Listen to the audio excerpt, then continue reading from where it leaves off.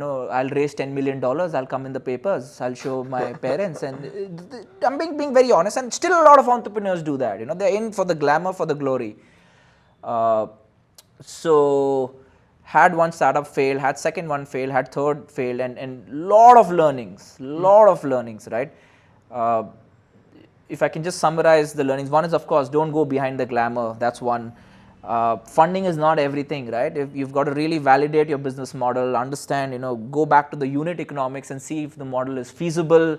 How do you build a team? How do you validate your idea in the first place?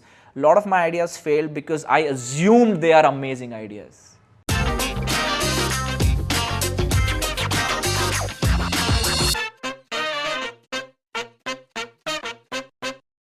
Ladies and gentlemen, welcome to the Lalith Dhanush Show. Today I have with me my dear friend from the Toastmasters fraternity, Anmol Garg. He recently launched 2 of his stand-up specials on Hotstar. In this episode, we will be discussing on what it takes to build a successful and long-lasting career in stand-up comedy. We will also talk about how to embrace failure, overcome challenges, and truly pursue your passion. Stay tuned, watch the entire episode. If you like it, do subscribe, do hit the like button and comment down below so that I know what you truly liked in this entire episode. Hi Anmol, welcome to the Lalith Dhanush Show, and it's so nice to have you here after such a long time. I think it's the first time you're coming to my space. How does it feel to be on my show? Oh, it feels amazing. This is how my career has come to. Just kidding. Thanks so much for the invite, Lalith. Beautiful setup. I think I love the passion with which you do every single thing, and that's why I would love to be associated with you always. Thank you so much, Anmol. And I must say, speaking of passion, the first time I even came across you was on stage in Bangalore Toastmasters Club, and I think you were giving your speech contest, speech, and I think it was about the lion something. What was it about? It was about the lion who didn't win the contest. No, it was about why the lion is the king of the jungle, even though it's not the fastest, even though it's not the tallest. Correct. And I must say, you were quite a passionate speaker, and that was sometime around 2014. No, I still am. Yeah, I'm sure you are, and now you've become an amazing stand-up comedian. I'm so happy that I get to see your posts amidst all the garbage that's there on social media.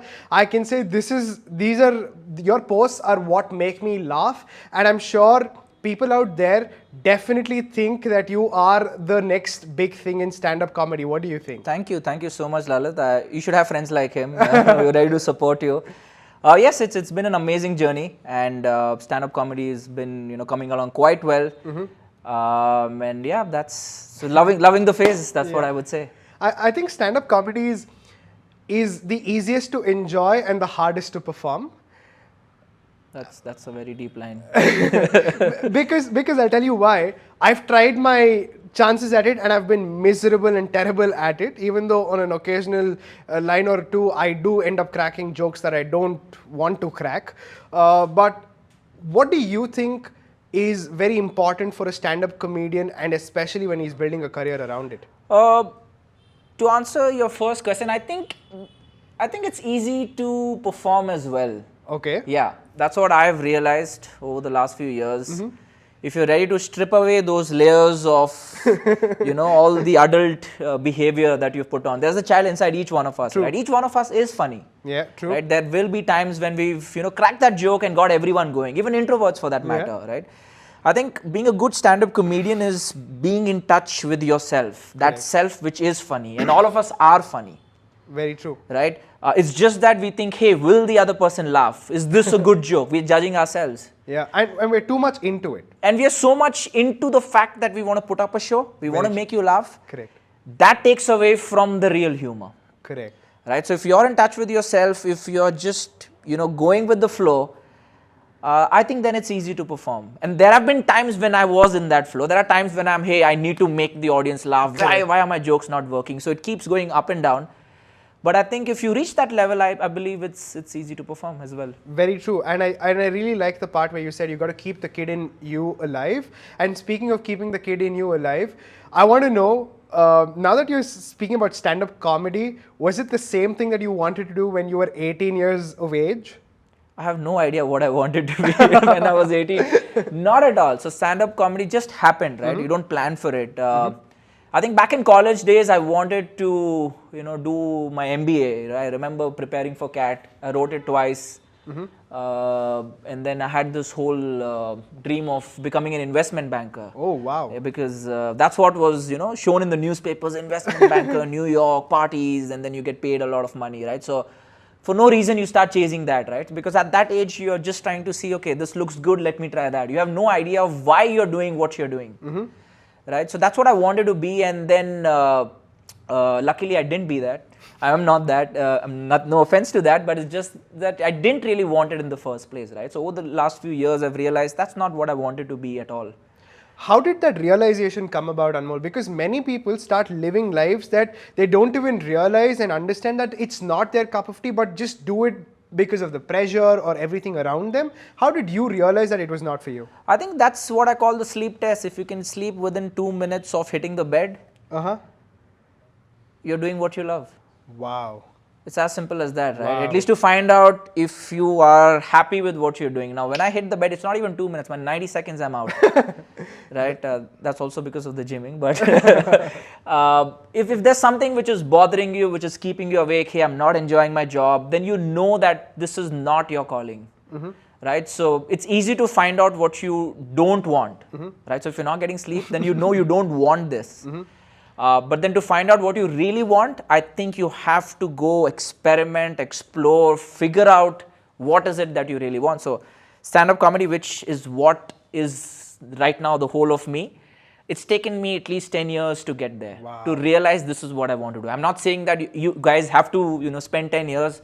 For all you may know, you will get that in your very first year, but explore. Explore as much as possible. From confusion comes clarity. Correct. Right? So if someone's listening to this podcast and saying, I'm confused, I don't know what to do, life sucks, let it suck. Yeah, and you're in a better place in that way, right? Of course, everything is going to teach you. All my failures with MBA, I had 3 startups, which we will talk about, which didn't work out, are now content for me.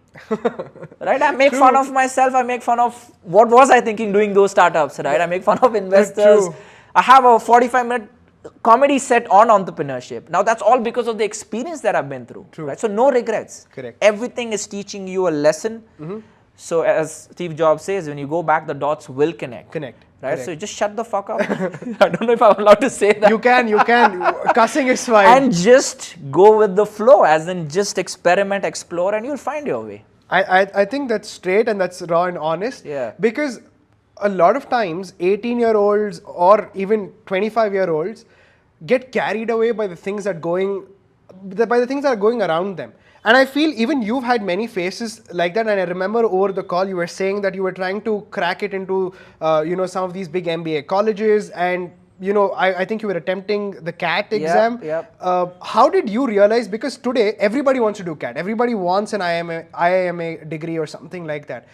What was that phase like? Can you tell me what happened there? How did you come out of that CAT coaching and this chasing the MBA? I prepared for CAT for about 3 to 4 years, and very seriously at that. In my college, teachers knew I'm not listening to them, and I would be solving some questions. So they would leave me. They wouldn't even tell me anything, because at least I was not disturbing the class. So I was very serious about CAT. I remember there was a girl in my college bus who I helped her in maths, and she got 99.9 percentile.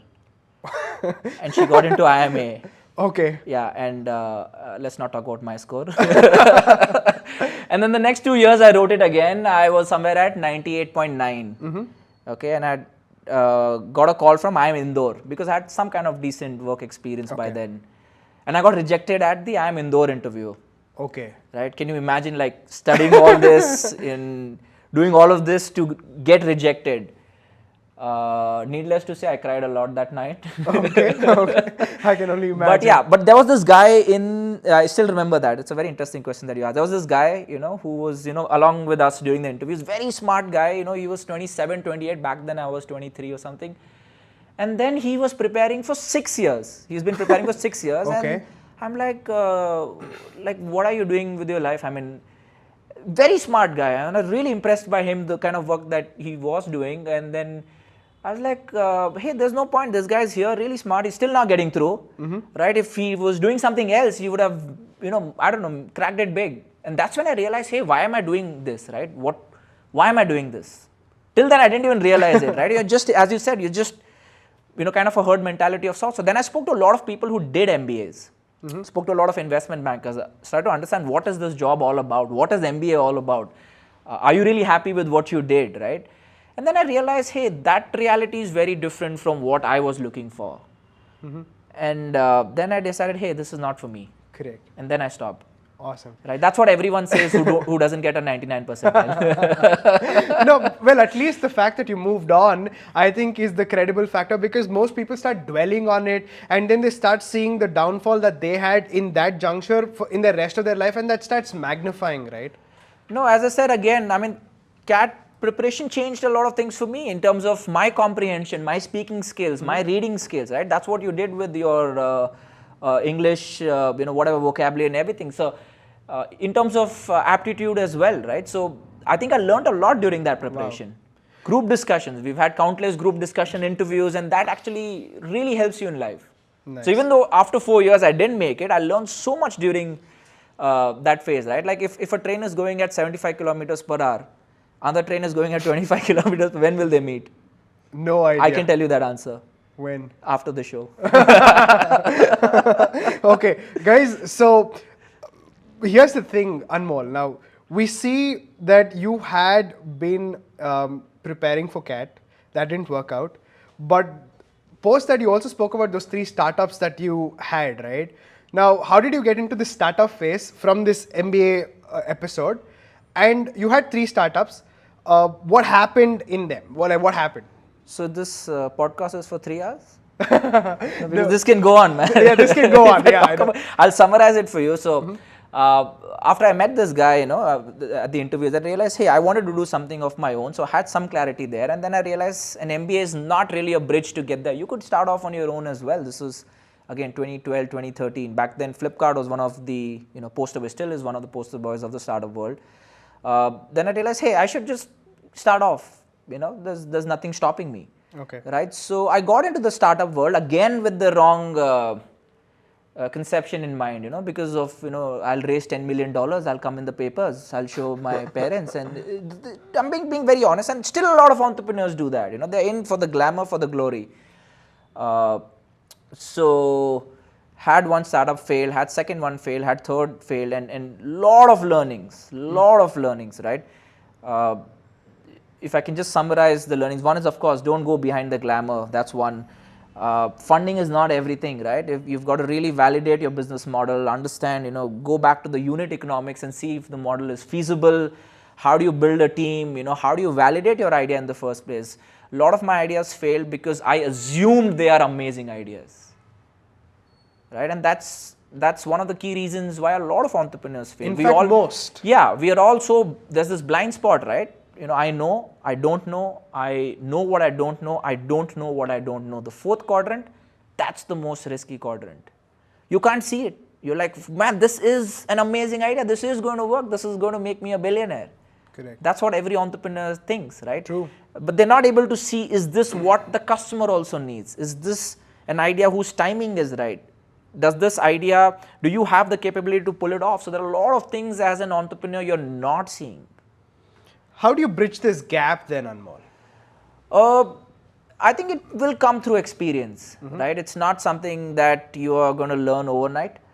So if I were to do my 4th startup, which I think is Standup Comedy right now, I think I'm doing really well for myself. The way I've approached comedy, the way I sell myself, I'm glad that I'm doing it in the right way. It's all because of those experiences, right? My focus is not on the money. Of course, there's money in comedy, but my focus is on how can you write this joke better, right? And it goes back to my business failure, right? Because there's always about, okay, how can you raise the next round? How do you scale up? It's not about, okay, what does the customer really want? Correct. Right? So if you shift that focus, what does the customer really want? Is this something what people will pay for? Right? Is this changing the status quo? Is this improving anything by a 5%? Is there a delta to what it was doing earlier? Correct. right? So that's a way of thinking. Correct. Right, and that way of thinking doesn't necessarily have to go into business. It could go in any of your personal aspects as well. So entrepreneurship teaches you that way of thinking, which you can apply later on as well. So it's a lot of experience on the ground, and that's why you don't need an MBA as well. You can MBA is more from networking perspective, from building that you're part of a great alumni, which really helps. But if you really want to start something, I don't think anything should be stopping you, not even the pandemic. Very rightly said, and I think there are a lot of takeaways here, especially for the ones who always, make starting up, having a startup an absolute glamour quotient. Because I feel today many people don't understand what it really takes, because even myself included, because I jumped into the entrepreneurship bandwagon for the glory, then realized all the things that I was doing wrong, and fortunately, I did not have a very costly price to pay, and I still believe that I'm still figuring it out and trying to process what is right for the customer. And today, as a coach, as a career clarity coach, I know for a fact that this is something that there is a pain point on, but I'm still testing my model out there. Great. And not many people, I feel, are ready to admit the fact that they're testing it, or they're still like a work in progress, because they find it quite insulting to say, hey, I'm still figuring it out, or I'm not yet making the big bucks, or I've not yet made it to the newspaper, right? So speaking of all this, Anmol, I want to decode a little more into your startup story. Can you pick one of these amongst these three startups and give me a glimpse into it? Why did you start it? What happened exactly there? And what lesson can we actually connect to all the things that you said to that story? Sure. With every startup, I spent 3 months designing the logo. Right, that's what the whole glamour aspect is, right? You want the logo to be right, you want your visiting card to be in place, and you know that. I've done it too. So now someone tells me, hey, I'm coming up with a startup, can you suggest a good name? I block that person. Really, I'm like, don't waste your time, might as well get to the crux of it, right? Anyways, so let me talk about my X startup. I don't know if I can call it. Go on. X. It was called Beyond School. Interesting idea. It was a marketplace for extracurricular activities. Like you have your dance class, music class, karate class. What normally happens is a parent sends the child to, let's say, a dance class. The child will be interested. They pay the fees for 3 months, 6 months, or even a year for that matter. The child will be interested in 2 such classes and then drop out. So the parent is like, hey, I paid up now, but nothing can be done, right? So the concept was really nice actually, which was, we will go to these activity centers and we'll offer a subscription model. So let's say 2,000 rupees to the parent or 1,000 rupees, you get 6 classes.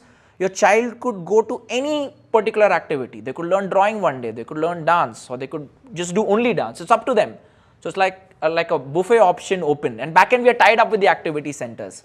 So in principle, does it sound like a great idea? It does. It sounds brilliant. It's brilliant, right? So when we were working on it, like, man, this is it. This is it. This is going to be a game changer, right? Guess what? So when I actually hit the ground, so I went to activity centers, they're not interested. Most of these activity centers are run by, people who have been around for last 15, 20 years, and they're not very ambitious. They don't want to scale up. They don't want more students. They're very happy with the students that they have within their vicinity, right? And they run these activity centers in the extra room that they have in the house or in their garage or whatever, right? So they are not looking to scale up, and they don't want people who are not committed. Let's say if I'm a dance teacher, I wouldn't want kids just showing up for 2 classes and then going away. Correct. Right? So even when I said, you'll earn more money because we'll have more footfalls, they're not interested. And the model completely changed. This is not workable. And this is not just one activity center. I've roamed at least 250 centers in and around Sarjapur, Whitefield, Indranagar, Marthali. And then I realized, hey, this is not workable, at least in India. Right? And the mistake we made is we made the app before I did this. Wow. You're talking about an app, you're easily talking about a good 10-15 lakhs investment down the drain. Right? And so we created an amazing app which no one wanted to use. That's a tough story. That's a tough story. So that's what so there's so many lessons right in this story. Correct. Very Don't true. assume. Ideas may be great, execution matters. You don't know the on-the-ground reality. Get your validation done before you invest in an app. An app is too early. I didn't even understand what does it take to get a person to download the app. It's not just an ad that you run. Yeah. Right? You're fighting for real estate on your phone of that customer. Very true. Why should they download the app? Why can't it be like a web app? Right? So there are so many things that you have to, really understand, which comes from experience. Very true. Right? Yeah, and I think these experiences also come at a price. Right. That's money, and sometimes also not finding the validation from loved ones, right? Especially because in the Indian society, failure is somehow not very acceptable, right? So I want to ask you, Anmol, how did your parents embrace this whole episode? Oh man, tough question. I think we are opening up as a society. I think you and I will be great parents. But first you have to get married for that. Yeah, true. Actually, not really, but just kidding. But yeah, it was very tough. I had a great, I had a lot of face-offs with my parents. My dad gave up on me, like, kya kar raha hai ye? So to give you a backstory, my dad used to work with IBM, and he had a dream that both his kids will work for IBM. Okay. And it came true. So my sister worked with IBM, I worked with IBM. So you can only imagine, I go up to him and tell him I'm coming out of this and doing some shit of my own. So you can imagine the kind, like, what has gone wrong with this guy, right? So luckily I was thick-skinned, Okay. So if you want to be an entrepreneur, at least in India, you better be thick-skinned. You better be someone who is ready to face all of this. All the bullshit. Let's be honest, your friends and family are not going to support you. True. Right? If you say, I have this idea, your friends will be the first one to say, nahi chalega. And they're not saying it in a deliberate, bad way. It's just that they don't understand where you're coming from. At least the family will never understand. Okay. Yeah. If some families understand, I'm still up for adoption. But so get used to it, I would say. Right? Don't try to, waste your time. Oh my God, I'm not getting that. You're not going to get that validation. Correct. Keep that in mind, and that will set you up, for that expectation. Now, Anmol, now you spoke about you got to be thick-skinned, right? Yeah. But you can't be really thick-skinned to yourself. I mean, like you can really put out all the noises of the world, but the voice that is that noise inside you, I think, is the hardest to manage. How did you manage these failures? I'll have to talk to my inner voice for that. So I think you use the word noise, and I use the word voice. Right? So there is the noise and there's the voice as well. Right? So it's again going back and getting in touch with that voice. Right? Because there will be a lot of noise. So for me, it was all about, hey, I know things are not working well, but you still have to believe in yourself. You still have to have that faith it will work out. Right? And you've got to build that faith every single day. Correct. That's the toughest part. Yeah.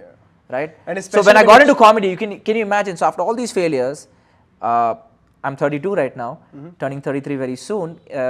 Entered comedy about 2 years back. Imagine like leaving everything behind, getting into comedy, and my parents are like, "Sorry, what do you want to do?" That is the biggest joke, by the way. So you'll have to go all in, man. Yeah. There's no way out. There's no way out. So I don't know. I'm failing. I'm at a loss of words to answer this question. You just have to go all in. Yeah, true. Once you go all in, there's no looking back. So there's a good chance comedy might not work out, though I know it will. But that's going to stop me? No. Yeah. It's not. Right? So you got to have that self-talk every day. Correct. Right? And as you said, you can ignore the world, you can't ignore yourself. So you've got to face yourself. Correct. The more you're in touch with yourself, that, hey, this is what I'm doing, it might not work out, where will I be? Have that conversation with yourself. Might not be an easy conversation to have, but you should have it. Yeah, yeah, it's not the easiest, but the most important. Absolutely. I also feel it's especially very important when you're transitioning from something you want to do independently, be it entrepreneurship or be it, let's say, independent artists today, right? Stand-up comedians, musicians, they have to face themselves, they have to talk to themselves, because if they don't, you've seen a lot of people, right, especially from the US as well, even Dave Chappelle and people like that who are really good, they did not want to sell themselves to a brand or a company. They wanted to keep their identity intact, and all of that is only possible by really talking to yourself and understanding who you are, where you come from, and what you really want to do. Right. Yeah, I think it's about arriving at that stage where you're very clear with what you want. And fortunately, I've come to that phase in life. It's taken a lot of time, but now I have that clarity. So, as I said, it comes from a lot of confusion, but you will reach that phase where you know that the resistance drops. Correct. Right? There's no resistance anymore. You know this is what you want to do. Yeah. Now it's all about how you're going to do it. Awesome. Right? So getting the how is actually easier. Getting to know the what is the tough part. Very true. Right? Because you've already figured it out. Yeah. Because you figured it out, now it's about, hey, how can I be better? And there are answers everywhere. Correct. But if you don't even know what it is, which is the exploring phase, that's where it just kind of can get overwhelming at times. Yeah, and I think as you move on, it's very important for people to understand who are just starting their careers that there's like the education system, parents, I think a lot of parents make us extremely entitled for success. Like today, I see a lot of people walking out there and saying, hey, I have a master's degree and I know I'm going to be successful, right? We have an example right here who, like, including yourself, in every possible way that you thought you're going to be successful. The idea was great, but at the end of it, you know, things didn't work out. And I think you must be ready for it and still keep yourself going, because at the end of it, without that plan of being calm and composed, there's no way you can make it. Yeah, and I think that's the problem with today's generation. I mean, I shouldn't be saying that, it makes me feel old, but yeah, say it. They want success now. Now. Yeah, they want it right now. You know, it's like the Swiggy delivery. Yeah. Abhi chahiye. Yeah. Abhi order kiya, they'll call the delivery guy, where are you? Yeah. Right? So this whole phase of I wanted now is the biggest problem. The patience levels have dropped drastically, right? So, and I think that's what sets a lot of people up for, you know, depression or mental health issues, because they can't see it happening and they can't see it happening right now. Yes. And that's the problem. Now, I feel especially during times like this, people have to look up to people. Like at least find somebody who's been there, done that, look at their story and try learning something. And that's where I feel a lot of mentors, role models come into play. So Anmol, do you feel that you've had a mentor or somebody that you've looked up to or emulated?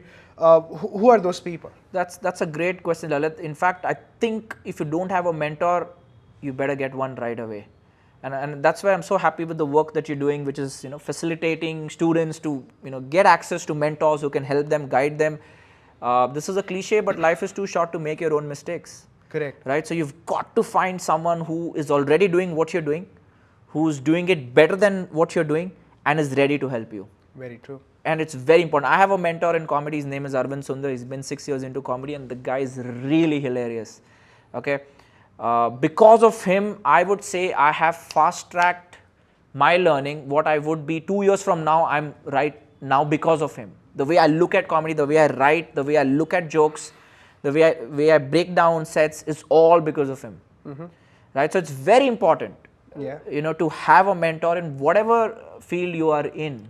True. Right? Because that person can really change the way you look at things. Now a lot of people say, okay, I don't know whom to reach. Hey, the world is at your fingertips. Go to LinkedIn, find that person.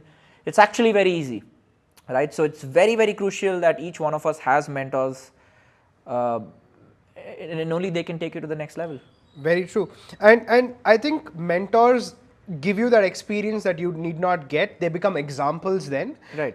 And I also want to ask you this other question, because last time when we spoke about 2-3 years ago, in fact about work, you were running the startup called Sales 5X, and I know for a fact that you were doing really well. Right. Now, I don't want to call that under your other 3 startups. Yeah. It was really doing very well.